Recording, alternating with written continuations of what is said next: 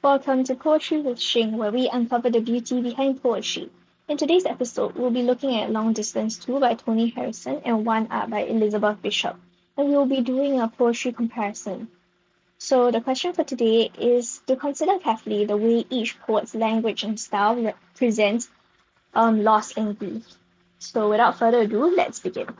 Tony Harrison's Long Distance 2 and Elizabeth Bishop's One Art both present coping with grief as a lot of a lost loved one. Poem A's tone is largely matter-of-fact, yet towards the end of the poem the irony of the matter-of-fact tone is revealed, highlighting the speaker's grievous feelings of both his mother's and father's passing and exposing the speaker's denial towards death and loss. Poem B's tone is largely matter-of-fact and lacking in much emotional attachment, as the speaker lists down lost belongings and memories in a clipped tone. Yet, this matter-of-fact tone cannot hide the speaker's strained attempts, as she struggles to hide the pain of her grief through denial, which is similar to poem A. In poems A and B, vivid imagery is employed to highlight both speakers' denial of their pain of losing a loved one, although they differ in types of imagery. Poem A presents daily habitual actions that the speaker's father does. So, daily habitual actions,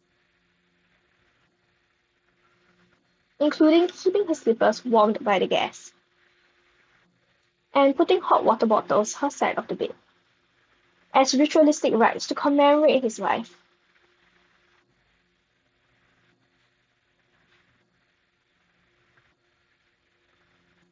Before his wife's death, he used to do all these things in order to keep her comfortable, but after her death, the purpose of these actions has changed, now to comfort the speaker's father through instilling normalcy into his life that his wife's passing has disrupted.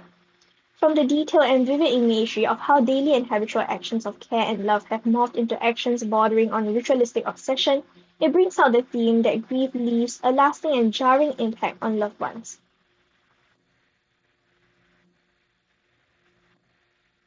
And one of the ways of coping with grief is through denial. This idea that denial of loss manifests as a result of grief can also be seen in the last stanza of poem A, as the speaker ironically keeps both his parents' numbers in his new leather phone book, and he still calls the disconnected number that belongs to his now dead parents. Yeah.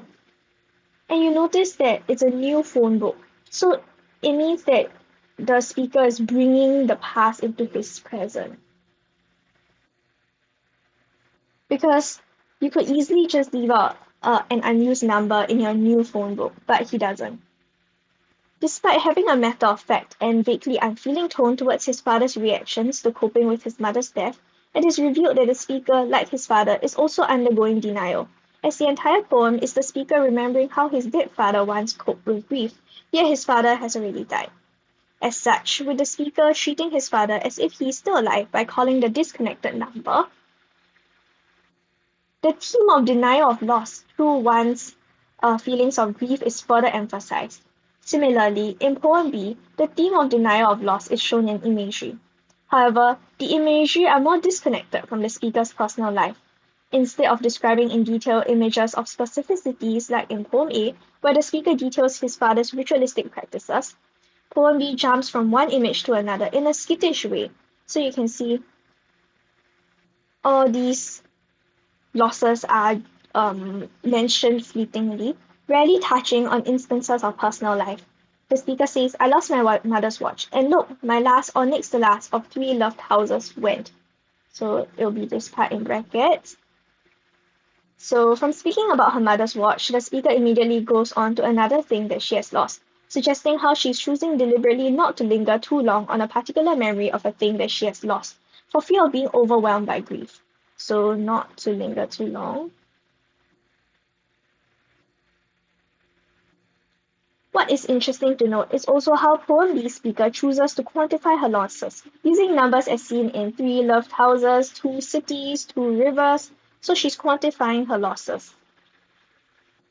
Starkly different from poem A, where no numerical quantifiers were used. By quantifying the things that the speaker has lost, she's deliberately trying to distance herself from grief, as she employs this method of quantifying to comfort herself that she has lost many things before, and her life was not impacted or affected too negatively. Distancing herself from grief is poem B's speaker's way of dealing with grief through denial. Thus, it brings across a similar message as poem A, which is that of denial of loss as a way of coping with the harsh reality and pain of grief. Yet, although both speakers' ways of denying loss to cope with grief are differing, both poets A and B are bringing across the same idea that while denial of loss can help lessen grief, grief is a feeling that will continue to permeate one's life inevitably, no matter how hard one tries to deny or suppress it, as both speakers end up in one way or another revealing their pain of the loss of the loved one. Alright, that marks the end of today's episode. I hope that you enjoyed it. See you at our next episode. Thank you and goodbye.